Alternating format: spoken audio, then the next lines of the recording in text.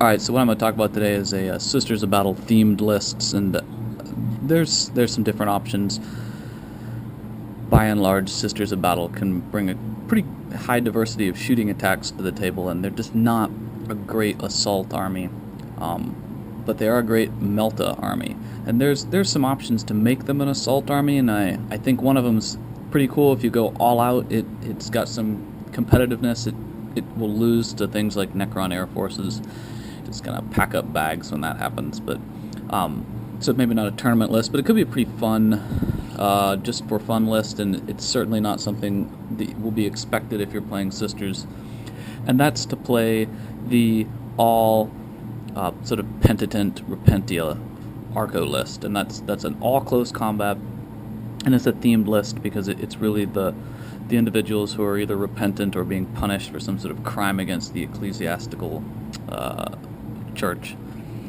So, if you're going to do this kind of list, while Saint Celestine is an awesome close combat character, she just doesn't seem, personally, I don't think she's themed to this kind of list, so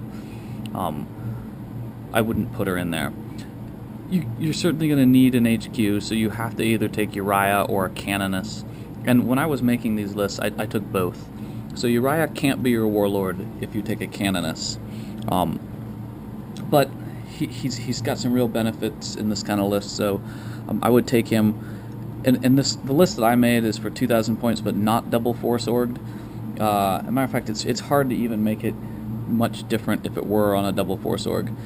But you take Uriah, take a Canoness. I would kit out the Canoness as much as possible so she has Eternal Warrior and thus, and rerollable saves and things so that she's got the likelihood of surviving, because you're probably going to keep her in the back somewhere. And then just take your 2 minimum Battle Sister squads. So this list is not a great list for holding down tons of objectives. It's a list that lets you hold down a couple objectives on your side of the board and contest or demolish your opponent's army. And the way it works is that, in general, Penitent Engines, Repentia, and Battle Conclaves, they're all fairly scary to your opponent in a normal game, but usually you don't bring many of them, and so if you don't bring enough, they die. So 3 Penitent Engines in a squad, that's a scary close combat squad, but it's got problems getting across the table many times, so it'll be a focus of fire early in the game. Same thing with Repentia. You drive them across the table, they jump out of their Rhino or Immolator, and then they're done, because they're going to get shot up, because no one wants to get hit by a bunch of raging chain fist wielding troops. So they're high targets. If you make a themed list, though, you'll have so many of them that it's just hard to pick them out. And you certainly have to approach this the same way you approach things like orcs. There's going to be a lot of death on your side.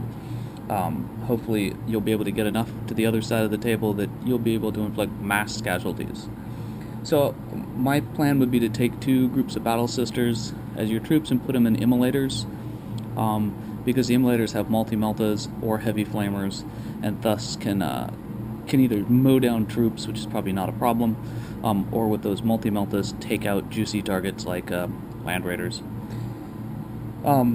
And then take 3 squads of Penitent Engines. So you take 9 Penitent Engines, so 3 per squad. That's a lot of shooting to take those out, so someone would have to focus the entire first couple rounds of the game to take out enough Penitent Engines to stop them. Otherwise, they're going to get across the table and they're going to do some damage.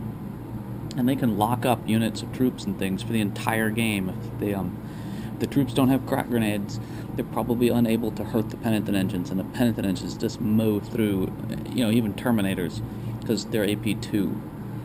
And then the Repentia squads. So if you're doing non-double force org, you could take 3 squads of Repentia.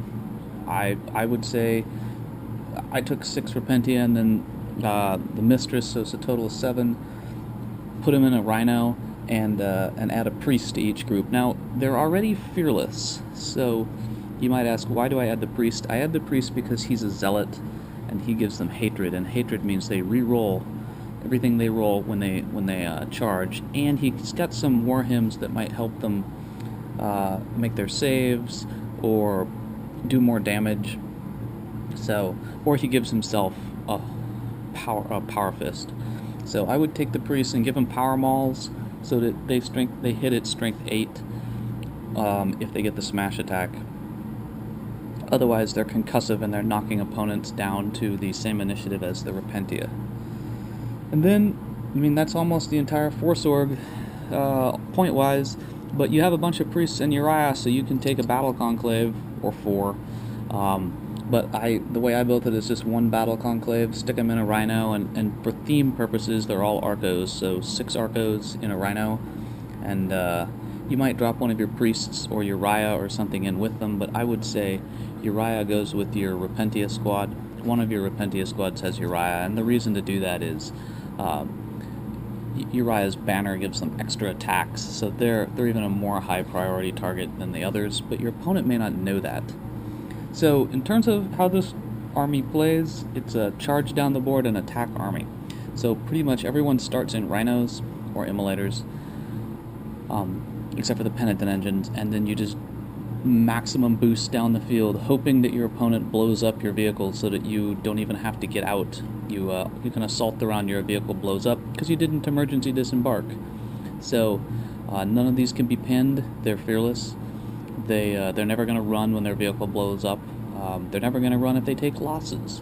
So you just drive everything as fast as you can at your opponent and hope for vehicle explosions. If not, jump out, use your fleet to get into a terrain so that you get some cover saves, and then just assault away and give them so many really scary targets that really your opponent has to pick, and then it's going to take the assaults from something.